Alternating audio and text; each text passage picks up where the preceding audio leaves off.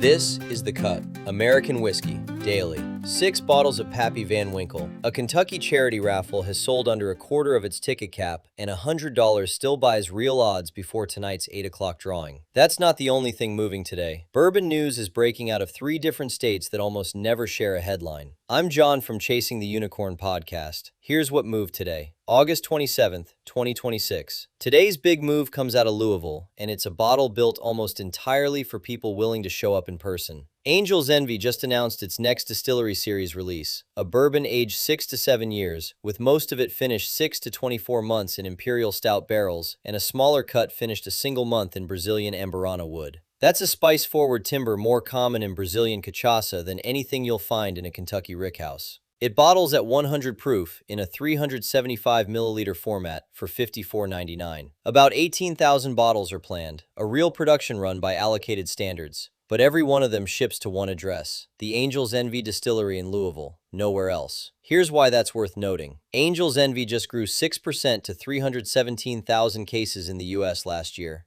This isn't a struggling label reaching for a gimmick to get attention. It's a confident brand testing further outside its usual port-finished house style than it normally does, and trading national reach for genuine scarcity on purpose. There's a preview pour at the Kentucky Bourbon Festival before the September 10th general release. If you're anywhere near Louisville, that's the date to circle. Now, today's on the road. Because it isn't just Kentucky doing something interesting this week. Bourbon's biggest stories usually cluster around the same 3 or 4 zip codes. Not this window. Out in Swisher, Iowa, Cedar Ridge Distillery just released the second bottle in its anniversary series, marking 21 years in business. Master blender Murphy Quint finished this one across 5 different casks: Madeira, Napa Cabernet, Pedro Jimenez Sherry, Tawny Port, and Tokaji, bottled at 112 proof for $64.99. 5-cask finishing is an aggressive move for any distillery. For a craft operation outside Kentucky, it's a real statement. Last year's debut anniversary release was Cedar Ridge's most popular bottle ever, so this one's got a track record to live up to. Over in Pittsburgh, Wiggle Whiskey bottled a ready-to-drink Manhattan built on its Pennsylvania rye, and they're not just selling a cocktail, they're selling history. Allegheny County had roughly 4,000 licensed stills running before Prohibition wiped out the Monongahela rye tradition almost entirely. Wiggle's leaning on that heritage instead of the usual cocktail culture pitch, and it gives the bottle a specificity most RTDs don't bother with. And down in Memphis, BR Distilling, the company behind Blue Note Bourbon, released a cask-strength bourbon finished in wild cherry casks sourced from France's Jura region. Cherry wood almost never shows up in American whiskey finishing. Sherry, port, and rum have owned that lane for years. Only about 1,000 cases exist, bottled unfiltered at 120 proof. Here's my take. 3 states, 3 completely different finishing ideas, all in the same 72 hours. That's not a coincidence, it's where the whole category is right now. Cask finishing experimentation has moved well past the sherry port rum rotation that defined it 5 years ago, and craft distilleries outside the big Kentucky names are matching that complexity move for move. Which is a good excuse for today's first sip, a quick one on what finishing actually is, since half of today's news depends on it. So here's what it is. After a bourbon finishes its main aging in a new charred oak barrel, some distilleries give it a second stop in a different vessel: imperial stout barrels, Amburana wood, a Tokai cask, whatever they've got on hand.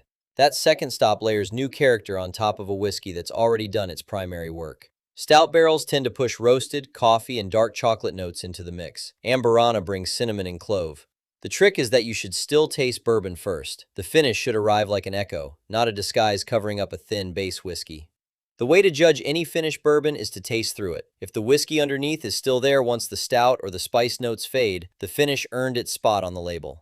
What this changes, every regional story we just covered is really the same test, run 5 different ways. If you're logging pours, drop tonight's glass into the Perfect Pour app. It's available now at theperfectpourapp.com, and your pour print will start showing you whether it's the base bourbon or the finish doing the talking. Now, one thing worth knowing about before you sign off tonight, that Commonwealth Causes raffle I mentioned up top, tickets close at 8 o'clock Eastern, with the drawing the same evening. $100 gets you a shot at a 6-bottle Pappy Van Winkle grand prize, backed by a Double Eagle Very Rare, a Weller Vertical, an 8-bottle Blanton's Letter Set, and an Elmer T. Lee bottle. As of the last count, only 307 of the 1,500 tickets had sold. That's real odds, on a prize list most lotteries can't touch, benefiting Kentucky charities either way. If you've been sitting on this one, tonight's the actual deadline, not sometime this week.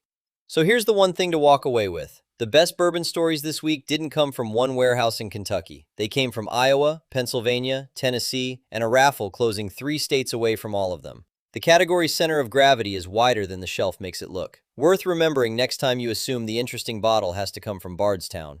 That's the cut. The full American whiskey industry brief is free every morning at chasingtheunicornpodcast.com. I'm John Schuster. Thanks for joining me. Your unicorn is out there.